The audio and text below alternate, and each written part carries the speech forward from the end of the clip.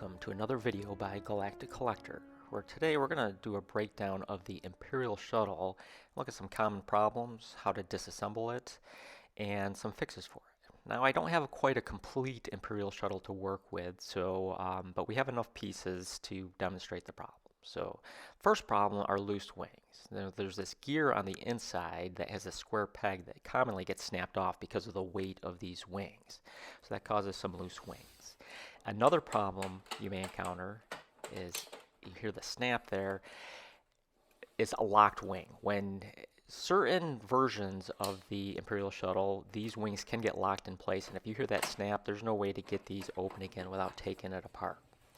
So let's see how to take it apart. Now, first off, grab some type of small support like this box here, because you got to take the landing gear off, and with the landing gear off, you've got this trigger that sticks down, and you're going to want something that can support the body so it's not just sitting on that trigger. Now, we'll start off on the bottom, and you can remove these 4 screws. Don't worry about the screw that's holding up the bottom of the cockpit area. Just these 4 need to come out.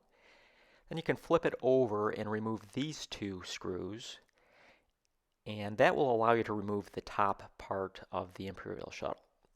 Once that's removed, we want to take the cockpit area out, so we'll take out these 4 screws, and then you can slowly slide out the cockpit / that back seating area where you can stick some action figures in there.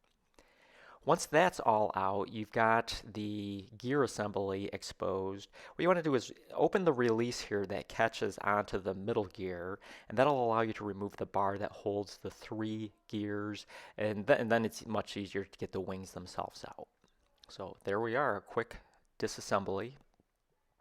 So we're actually going to take a look at the second problem I mentioned first, of the wings locking into place.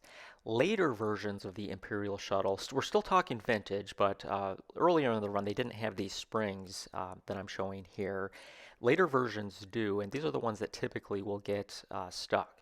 So what happens is when you raise the wing, these tabs will catch on that spring, and if they go a little too far, they get stuck past it and they won't open back up. And the only way to really release them is to take the thing apart and kind of disassemble the wing and reset it. Now, the easy fix at this point, just remove these leaf springs. Their intention is to help get the wing started on their way down when you hit the trigger. So it makes sense why they're in there, because otherwise when you hit the release, the wings just kind of want to sit there and you have to start them down by hand or by gravity.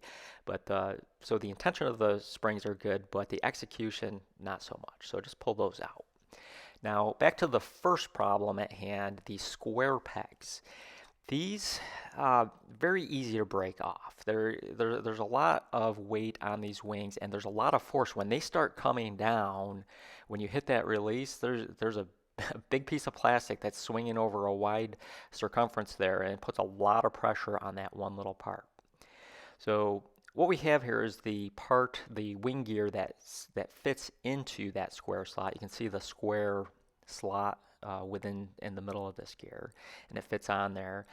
And you can see, even it's got a little play to it. That's totally natural, just kind of how it goes. But this turns, and it keeps the wings in sync, so to speak. So when that breaks off, what we've done is we've come up with this little reinforcer, and it fits the little grooves that are on the side of the wing gear, and it leverages these 3 little plastic spurs, so to speak, that will hold that in place and keep it from spinning. Now we've designed these so that you can use them whether that square peg is broken or whether it's intact. So you might have to turn the gear itself around to get the right alignment, but once you get it lined up right, that'll slide right in there and give it some extra reinforcement. Now, of course, it's much easier if the peg's broken off. You just you don't have to align up the middle square section of the gear to anything because it's broken off. Now, let's take a quick look at the other side of the wing support here. Now, I don't list these as a problem. They do commonly break. There's springs that go in here that act as kind of little suspension springs to help take some of the weight of these wings off. These very commonly get broken. You can see this one snapped completely off. So we do offer some replacement cylinders that have a slot to hold the spring as well. It typically isn't that big of a deal, again, because the spring does act as a little bit of suspension, but it doesn't have a tremendous amount of value in in the support that it provides. If you do have a case where it's broken off and you're putting one of these reinforcers in or these replacements, make sure you put a little bit of glue in there just to keep it locked in. But you can use these on fully intact ones as well to give them a little extra support. Now, just a note on these springs, notice the line that they go in, they stay parallel to that angle of the wing when they're in properly. Now, just a quick note on these reinforcers for the wing gears. You do not need to glue these in place, as those plastic struts will hold it securely. You can glue it in, but it's not absolutely necessary for this fix to work. And now we're going to put the gears in, put the wings back in. Now, the important thing is, one of the things I failed to do in the video, if you watch, is I didn't get the spring in the right location. You want to take the arm of that spring and get it in within this wall here. Otherwise, it's not going to do the suspension that it needs to do. And of course, I failed to get the spring in the right place on the other side as well. So instead of making you watch me do this all over again, I just decided to go ahead with this and put a little clip in at the end here to show the spring going in properly. So here we go. And you just want to slide it within that wall. Now, it's important to have our box support here. We want the wings, when they're in place and ready for the next step, to be at the same level so that they get kind of indexed to the gear properly.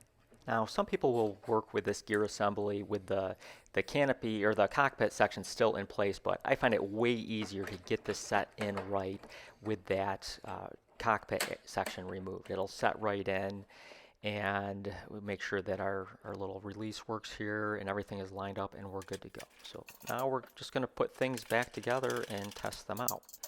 So we've got our 4 screws for the cockpit area. And once we're set with that, we're going to put the cover back on. Now, I'm missing the battery cover in the back, so your reassembly may be slightly different because you want to make sure you get that lined up in there. But here we go. Everything's back together, and you can see these wings are tracking properly together.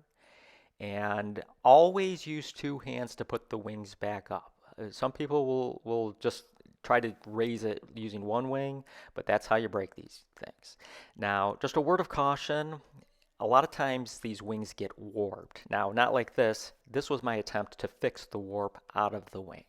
I used a little bit too hot of a water bath. It was very close to boiling water, so I haven't quite found the threshold which you can move the plastic without turning it into a shrinky-dink experiment. So just wanted to give a little warning. This is what will happen if you get the plastic too hot when you're trying to fix it. Then you have to get a new wing. So there you have it. I hope you enjoyed this video. Make sure to visit galacticcollector.com to learn more about your vintage Star Wars action figures. If you'd like to buy any of the items that you saw within this video, there's a link to our eBay store in the video description. Thanks for watching.